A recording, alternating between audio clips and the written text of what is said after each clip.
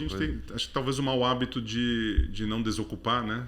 De querer estar sempre fazendo alguma coisa, por qualquer razão que seja, né? Que é difícil você chegar e contemplar alguma coisa, como você trouxe aqui, né? Você sentar assim, não vou fazer nada. Vou fazer nada? Como assim?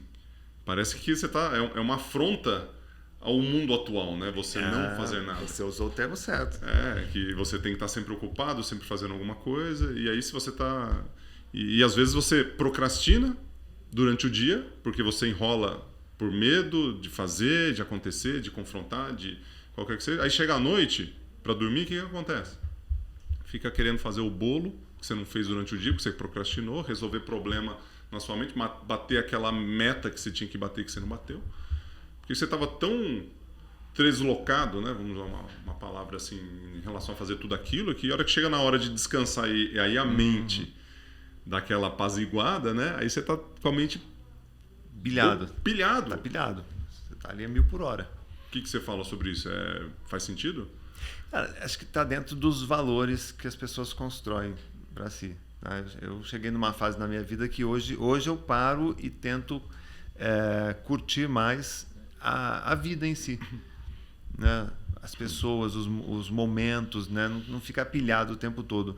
Porque eu tenho plena consciência, eu sou formado em computação, então eu conheço, eu sei, esse aqui é um aparelho extraordinário. Os sistemas computacionais, os aplicativos... Funciona muito bem. É extraordinário para o nosso dia a dia. Só que eu sei a linguagem de programação que tem aqui. Tanto é que eu digo para o meu filho ele gosta de videogame, eu falo assim, Miguel, joga o videogame, mas não joga como um usuário, tenta lançar um olhar do programador. Tenta jogar o videogame tentando questionar assim, como é que ele fez esse movimento, como é que ele fez essa pista para o carro andar, como é que ele faz para esses jogos da FIFA. É incrível, né? Porque tem a fala, no momento que você faz o lance, vem a fala lá do Caio Ribeiro. O cara parece um ser humano normal. Não, como é que ele fez a linguagem de programação disso daqui para poder vir a fala certa e tal? Então, começa a questionar isso. A hora que começa a questionar essas coisas, eu simplesmente paro e olho para dentro, fico em silêncio, fico observando, contemplando. Essa é uma dica interessante, né? Porque você está analisando o que está por trás ali. Quando você fala de videogame jovens, o que acontece é o oposto, né? Ninguém está nem aí para o que foi feito ali. Acha bonito e o cara quer passar para o próximo nível. Quer atirar em todo mundo. Quer vivenciar uma coisa que está fora da realidade dele, né? Como é que você ensina os jovens a pensar dessa forma? Então, eu sempre encorajo eles a pensarem com a cabeça de programador. Se você fizesse esse jogo, o que você melhoraria nesse jogo? Né? O que você acha dessa tela aí? E o meu filho, ele tem 12 anos, ele dá umas sacadas legais, assim, sabe? Você joga com ele também ou não? Não jogo. Eu não... Não tem paciência também? Eu não tenho paciência. Minha paciência é para outras coisas, eu não... E você é um cara bem paciente, né? Pela sua calma, pela sua tranquilidade. As pessoas dizem que eu sou bem tranquilo, mas eu acho que viver é isso, né, cara? Não é entrar nessa corrida de louco. Eu gosto muito de Domenico De Masi quando ele fala do ócio criativo, né? Pô, para um pouquinho para ver o que está acontecendo. Para ver o que está acontecendo, respira, tá? Reflita um pouquinho, não tenta responder na hora. Tenta pensar antes de responder, né? Refletir ao invés de reagir. As pessoas às vezes são muito reativas, né? E sai onde saem as burradas, né? Toma decisão impensada. E isso, o link disso com a capacidade mental do cérebro de tomar essas decisões, e qual que é a relação de não fazer, né? Ou fazer, ou ter o momento de respirar ou não respirar? Como é que funciona isso em termos de puxar na memória momentos que foram bons, né? Então vamos trazer a memória para a conversa em relação em vários momentos no esporte eu consigo voltar para minha memória lá e falar o seguinte: se eu tivesse respirado aqui, se eu estivesse mais tranquilo nesse momento, o meu resultado ele seria completamente diferente. Só que eu não o fiz.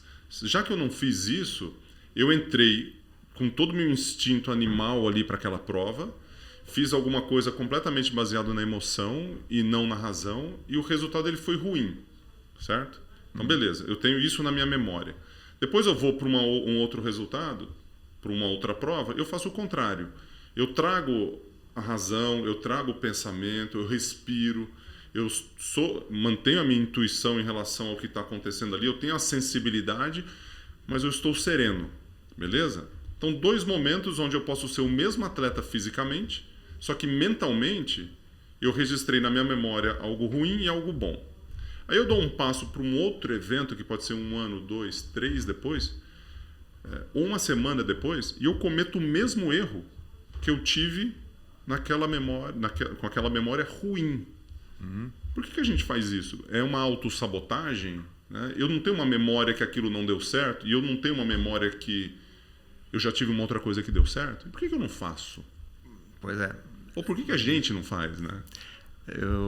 Quando eu dou aula para crianças, né, e tenho a oportunidade de ir numa sala de aula, eu chamo uma das crianças, quem quer fazer uma dinâmica aqui e tal. Aí eu peço para a criança fazer um desenho de uma casinha na lousa, né? Ela pega lá o giz, o hidrocor, aí faz o desenho de uma casinha. Terminou? Ela diz, terminei. Fala assim, você conseguiria fazer melhor? Consigo. Aí ela vai lá, faz uma segunda casinha. Melhor ainda. Melhor que a primeira. Uhum. Aí, pessoal, vocês gostaram? Gostamos e tal. Vem cá, o Arthur. Você consegue fazer melhor? Acho que sim. Uma outra pessoa. Não, o mesmo. mesmo. Tá evoluindo ali. Tá aqui, né?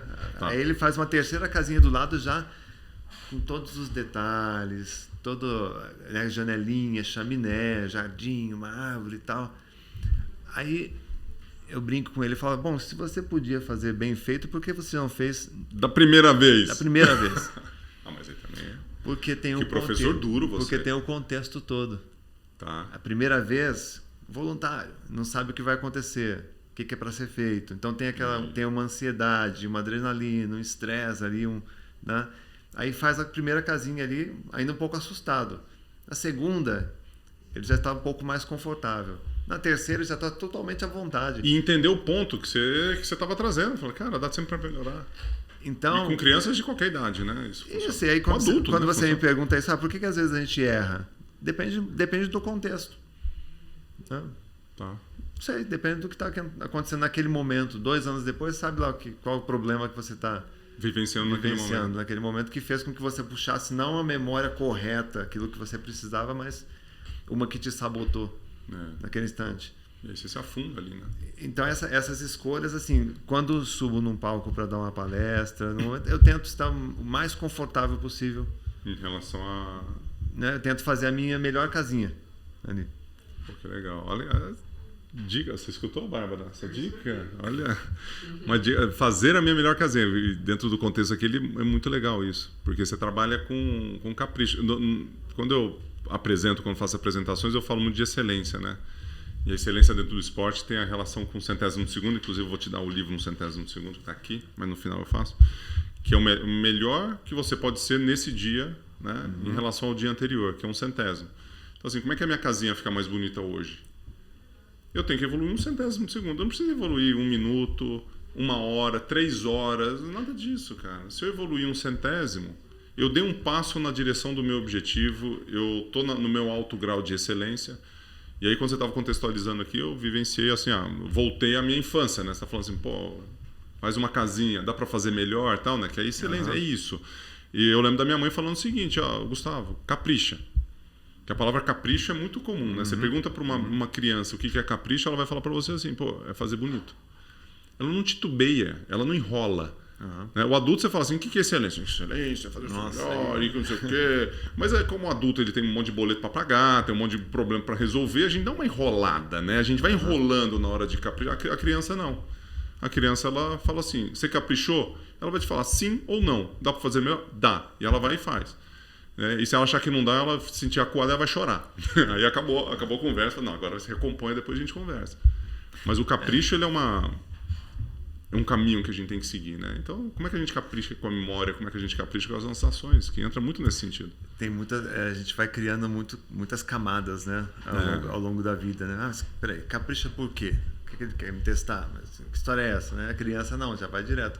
Tanto é que quando você diz assim para uma criança, eu tenho 200 figurinhas aqui de jogadores, vamos brincar de memorizar os nomes deles? A criança, pô, legal, vamos brincar. Você chega no adulto, olha, eu tenho 200 figurinhas aqui, vamos memorizar os 200 nomes? O cara, não, você é louco.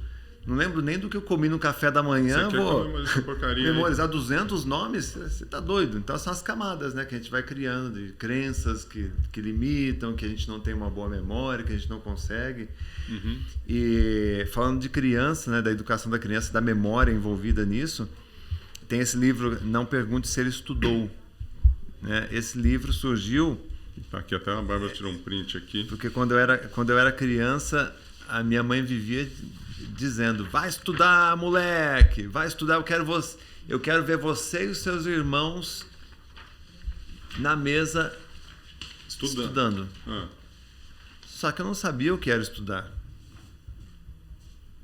Se você perguntar para qualquer criança como se estuda, Não. 10 em 10 vão responder: eu não sei como estudar. E aí, como eu não sabia estudar, mas a minha mãe queria me ver na mesa, eu abri o livro, colocava um gibi aqui dentro, do Homem-Aranha, sei lá, do Homem de Ferro, eu gostava de super-herói, e ficava lendo o gibi.